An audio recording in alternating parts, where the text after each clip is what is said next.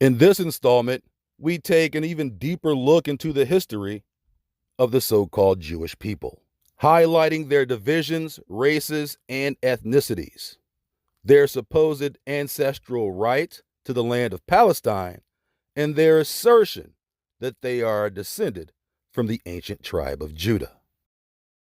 This project will also address some of the most vicious anti-Semitic rumors charged against Jews since the Middle Ages, to see if any common pattern arises. And finally, we will uncover prophecy to see what the Bible says about who these people really are.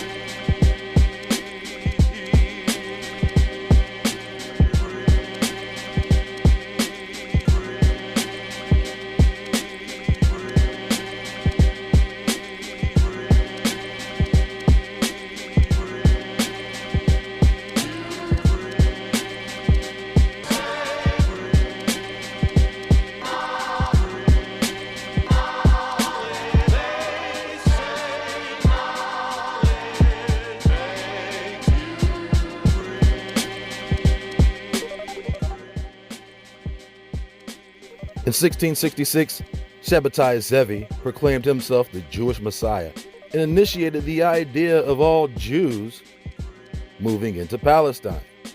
And this was long before the Balfour Declaration or the creation of Israel. But were these people really even Jews? Is their claim to that land legitimate? These are just a few of many questions that arise about the history of Jewish occupation in the Middle East. Is their claim to be the ancient tribe of Judah legitimate? And if so, how could these claims be proven?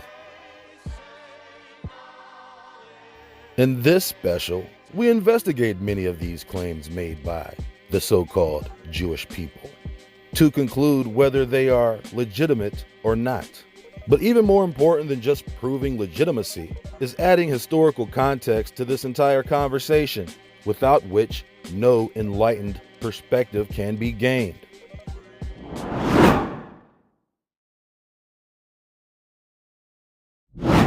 More than 1,000 miles away in a high-rise apartment outside Tel Aviv, the walls hung with school-running medals.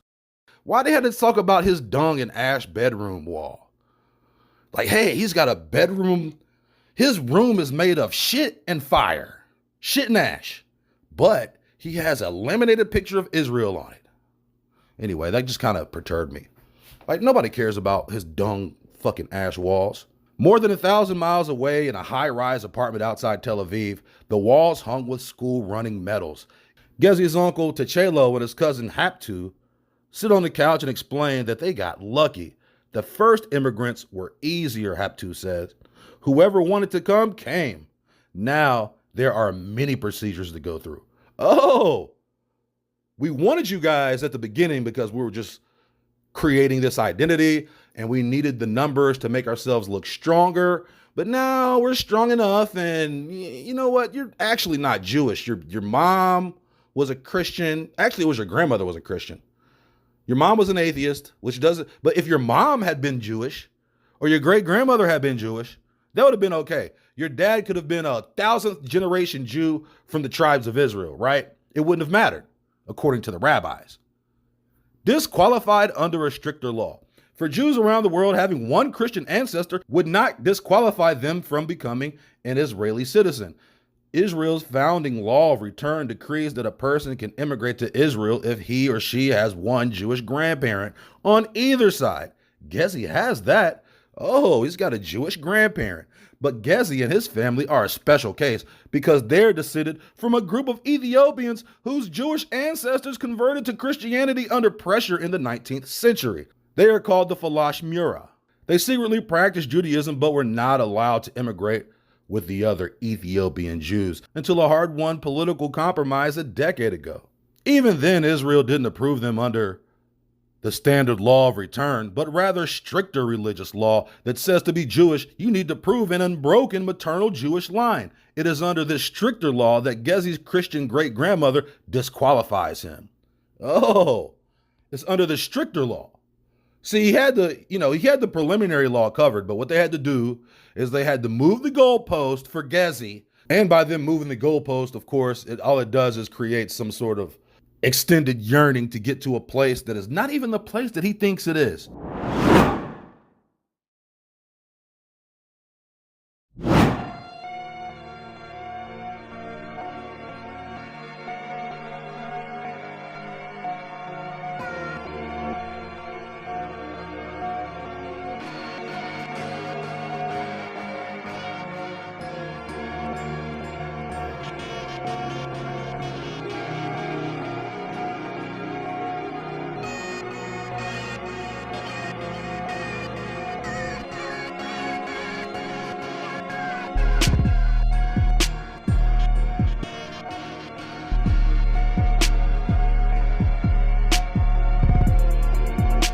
A controversial subject in all circles stems from the supposed history of Jews in Europe, from rumors of debauchery and child sacrifice to the history of expulsion and oppression.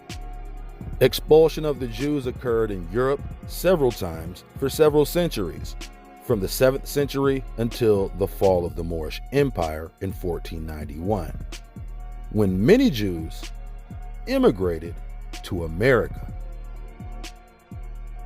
But why were these Jews so unpopular? Expelled from France multiple times, Germany multiple times, Italy multiple times, as well as England, Wales, Crimea, Portugal, and Spain. But why though? This is where information gets a little touchy. If you were to ask a Jewish scholar about why Jews were getting expelled from several countries, they'll say that Jews were victims of malicious anti-Semitic rumors that led to them being banished from different places. And of course, they'll say that all these reports of depravity practiced by Jews were completely false.